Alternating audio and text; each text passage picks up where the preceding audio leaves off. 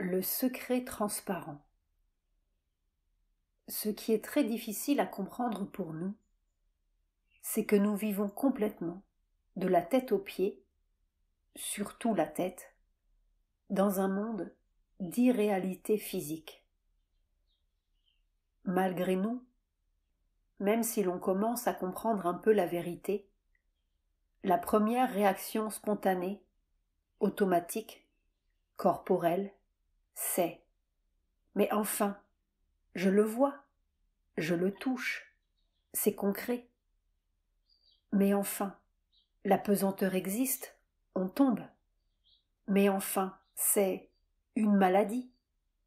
Et le docteur l'a dit, et tout le monde l'a dit.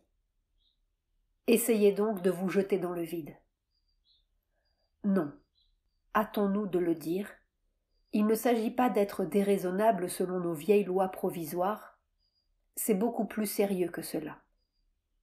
Il faut comprendre le mécanisme de l'irréalité.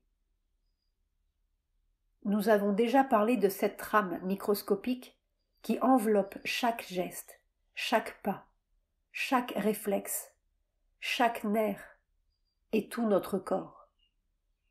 Tu ne peux pas et tu ne dois pas.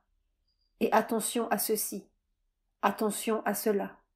Et c'est dangereux, c'est mortel. Et ce n'est pas possible, pas possible. Tout est pas possible avec cet individu craintif, catastrophique et défaitiste. Ici, nous grossissons le phénomène avec des mots, mais en fait, c'est une minuscule trépidation dans la matière. Quelque chose qui pourrait ressembler à une microscopique peur, comme un mouvement tétanique dans la substance du corps. C'est probablement le souvenir apeuré d'une petite cellule au milieu de cet énorme magma dévorant et grouillant, dont il fallait se séparer et se protéger. Et ce mouvement de contraction constante, infinitésimale, fait une sorte de trépidation ultra rapide, imperceptible, qui crée un véritable mur autour de notre corps, étrangement semblable à la barrière électronique des particules dans leur tourbillonnement incessant. C'est la trépidation du mental physique dont nous avons parlé, qui est comme la mémoire catastrophique de la Terre. Toute la matière vivante a évolué de catastrophe en catastrophe. La différence avec l'apparition de l'espèce humaine est que l'homme a mentalisé, c'est-à-dire cristallisé et codifié la catastrophe. Il lui a donné un effrayant pouvoir hypnotique. Même si c'était possible, ce serait impossible. Et la vérité du monde, c'est que tout est possible. Seulement nous avons délégué à la machine le pouvoir de surmonter nos impossibilités au lieu de chercher en nous-mêmes la clé du grand possible. Nous donnerons seulement 2 exemples tirés de l'expérience de mère et un autre tiré de notre propre expérience, illustrant le secret transparent qui est le secret même du grand possible. La première expérience s'est produite à la suite d'une émeute locale contre l'ashram de Pondichéry.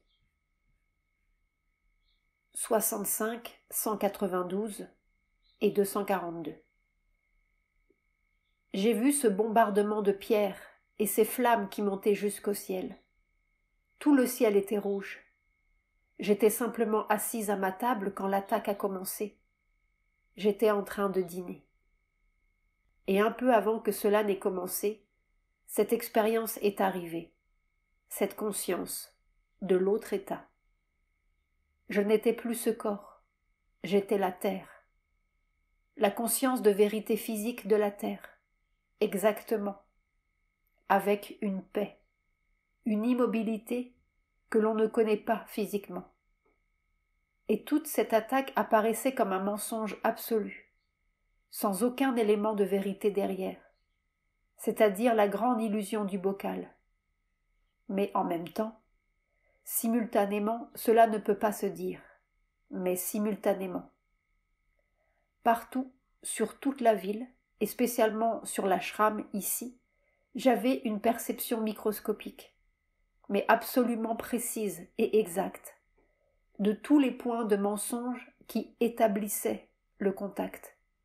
Exactement la vibration de mensonge en chacun et en chaque chose qui permettait le contact. Ce qui fait que cette conscience de l'autre état qui était là, si elle avait été collective, si collectivement on avait pu la recevoir, rien n'aurait touché. Les pierres seraient lancées, on ne serait pas touché.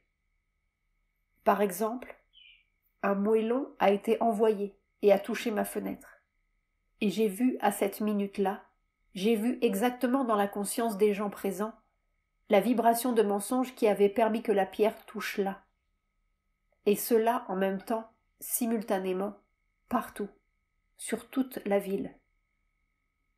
Alors je sais maintenant. Je le sais d'une façon certaine, absolue et inoubliable. Quelle est la vibration de vérité dans le physique? Quel état doit avoir le physique pour être la vérité? C'est quelque chose qui est immuable, qui ne bouge pas physiquement. Mentalement, ce n'est rien, c'est facile. C'est comme un aimant physique des vraies vibrations physiques. Ça ne passe pas par le mental, ni même par le vital. C'est physiquement une sorte d'aimant qui attire la vérité physique. La vérité physique, c'est justement celle de l'autre état où toute cette émeute n'a aucune réalité, aucune vérité en soi, et par conséquent, aucun pouvoir. Et Mère ajoute: les vibrations de mensonge, c'est une espèce de mouvement qui fait comme une trépidation dans la matière. Je voyais, aussi clairement que les objets matériels, la vibration qui produisait le contact avec tout ce mensonge, et la vibration qui faisait que cela n'avait pas de contact, que cela ne pouvait pas toucher. Depuis lors, plusieurs personnes m'ont raconté leur expérience. Par exemple, X est sorti, il voulait téléphoner à la police, et il fallait traverser la cour. C'était littéralement une pluie de moellons. Tout le monde lui a crié « Rentrez, rentrez, vous êtes fous !» Mais il a traversé. Pas une pierre ne l'a touché. Et il avait le sentiment que c'était impossible qu'elle le touche. C'était comme une démonstration de la différence de vibration entre les deux états. La vibration qui répond au mensonge est là où il n'y a pas de réponse, c'est-à-dire qu'il n'y a pas de contact possible. Ce sont d'autres mondes. C'est un monde de vérité et l'autre est un monde de mensonge. Et ce monde de vérité est physique, il est matériel. Ce n'est pas dans les hauteurs, c'est matériel. Et c'est cela qui doit venir devant et prendre la place de l'autre. Question. Le vrai physique dont parlait Sri Aurobindo? Le vrai physique, oui. Un monde matériel où les accidents, les maladies, la mort ne peuvent pas avoir lieu. Et c'est ce monde qui doit prendre la place du nôtre. Par aucun miracle, simplement un changement de vibration dans la matière. La vibration de l'état vrai annule toutes les vibrations mensongères, illusoires du bocal. Une émeute n'est pas une illusion.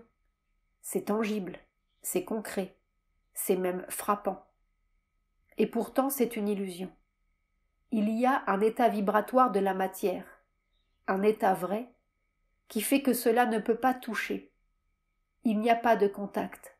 Ce sont comme deux mondes, l'un dans l'autre.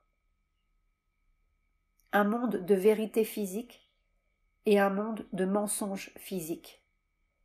Un monde de liberté physique et un monde d'esclavage physique.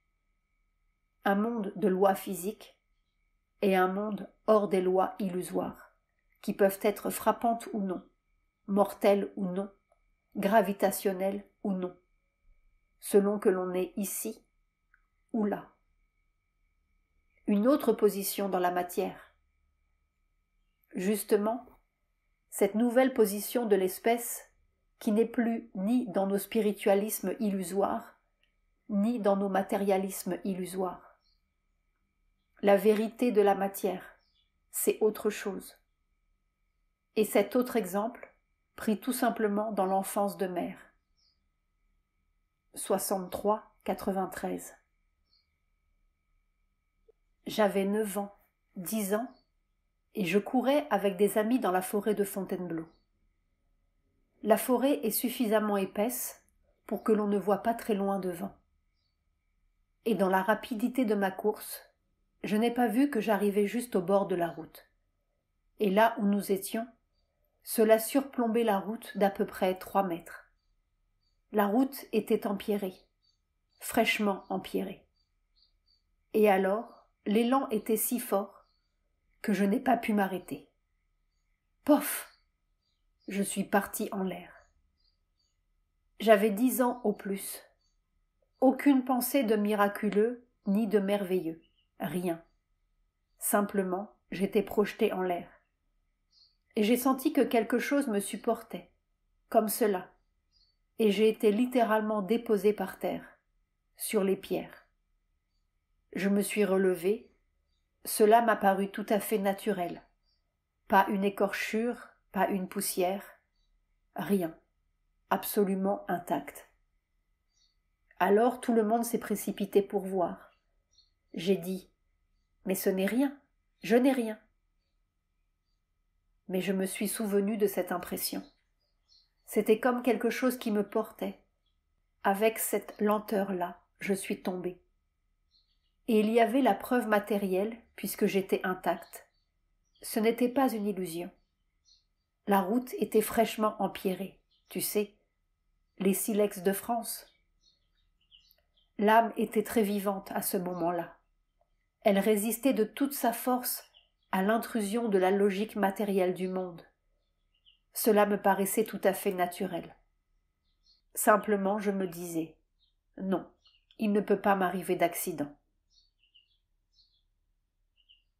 Et ce qui est très remarquable, c'est que des années après, lorsque mère nous racontait cette histoire, elle rapprochait ce mouvement de chute lente qui la portait sur les silex avec ce grand mouvement d'ailes dont nous avons parlé, comme de grandes ailes béatifiques et vastes comme le monde, qui bougent lentement. Pas d'eux, c'est tout autour, et ça s'étend partout. Un autre état vibratoire de la matière qui annule même la gravitation. Il n'y a pas de loi. Il n'y a que ce que l'on en pense. Seulement, ce n'est pas une pensée intellectuelle. C'est une microscopique pensée de la matière. Nous ne connaissons pas le vrai physique, la vraie matière, le vrai naturel du monde. Nous connaissons seulement notre trépidation dans la matière qui établit le contact avec toutes les catastrophes et crée les catastrophes.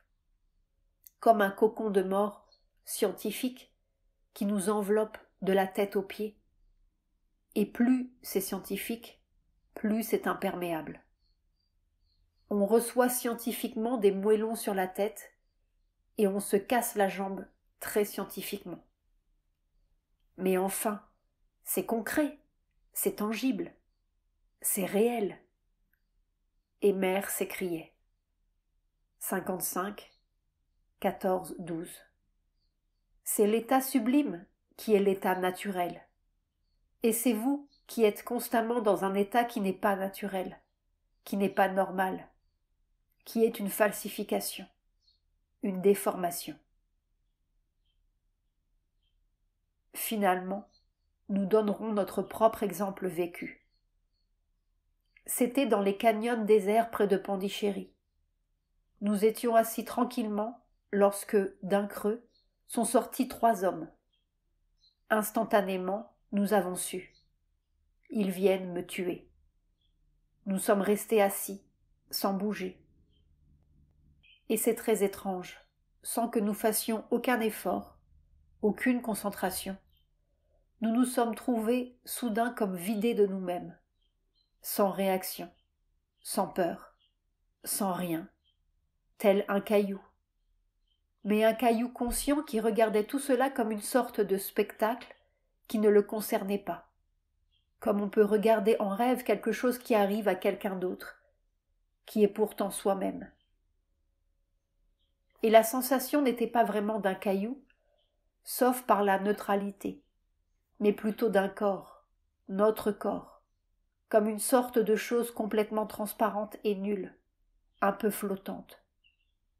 Rien ne bougeait, pas un frisson, pas un battement. Et nous n'y étions pour rien. Il n'y avait aucune maîtrise de notre part, aucun effort. C'est comme quelque chose qui s'était emparé de nous dans une immobilité transparente. Les 3 hommes étaient là, 2 devant, 1 derrière. Nous n'avons pas bougé. Ils ont discuté entre eux. Puis une sorte de voix en nous a dit « Debout ». Nous nous sommes levés, le dos au bord du canyon. L'un des 2 comparses a enlevé notre montre, sans doute pour faire croire à un vol. L'homme, derrière, est venu se mettre devant nous. Nous avons vu le bras du tueur se lever pour nous pousser dans le canyon. Nous avons suivi le mouvement de ce bras. Nos yeux ont rencontré les yeux dorés du tueur. Il a baissé le bras. Il est resté un instant un peu flottant, comme s'il ne savait pas quoi faire, ni très bien ce qu'il faisait là. On aurait dit vraiment qu'il regardait à son tour toute cette scène comme si elle n'avait pas de sens, ou comme s'il avait oublié ce qu'il était venu faire là. Il a tourné le dos, les 2 autres ont tourné le dos, et ils sont partis. Puis, subitement, ils se sont mis à courir comme s'ils étaient pris de panique. Puis notre cœur s'est tout d'un coup souvenu qu'il aurait dû avoir peur, qu'on avait voulu le tuer, et il s'est mis à battre comme un idiot. La seule chose que nous sachions, c'est que s'il y avait eu le moindre effort de notre part, le moindre raidissement, la moindre réaction pour rejeter ces hommes, même un rejet intérieur, un simple non dedans, instantanément nous aurions été tués. Le mur dressé par nous aurait rencontré la vibration de l'autre, et le rebondissement de la vibration aurait déclenché toute la mécanique. Là, il n'y avait rien, pas un souffle. Nous étions comme un courant d'air. La vibration de l'autre passait au travers. Il n'y avait pas de rebondissement. On ne peut pas tuer un courant d'air, n'est-ce pas? Il faut qu'il y ait un contact, une prise pour pouvoir tuer. Il ne se prenait à rien, il n'y avait rien. Alors, s'il n'y avait rien, il n'y avait rien. C'est-à-dire que, pendant 5 ou 7 minutes, par une grâce, notre mental physique n'avait pas fonctionné. Et c'est ainsi que tous les miracles se passent. Seulement le vrai miracle, c'est l'état naturel. C'est la terre de la prochaine espèce. Un secret transparent. 60, 15, 10. C'est très amusant. La chose en elle-même n'existe pas pour les gens. C'est leur attitude vis-à-vis de cette chose qui importe, ce qu'ils en pensent. Comme c'est drôle. Chaque chose porte en elle-même sa vérité absolue, si lumineuse, si claire. Et si l'on est en rapport avec ça, tout s'organise merveilleusement. Mais les hommes ne sont pas en rapport avec ça. Ils sont toujours en rapport à travers leurs pensées. La pensée qu'ils en ont, la sensation qu'ils en ont, ou quelquefois pire.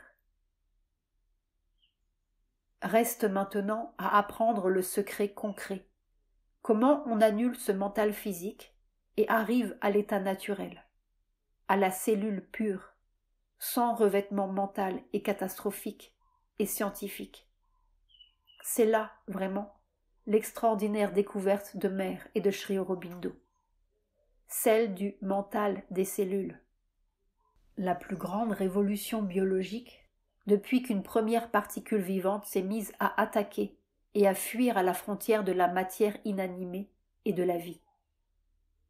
C'est le deuxième passage évolutif, non plus de la matière à la vie, mais de la vie à quelque chose d'autre, que Mère appelait la survie, ou que l'on pourrait aussi bien appeler la surmort.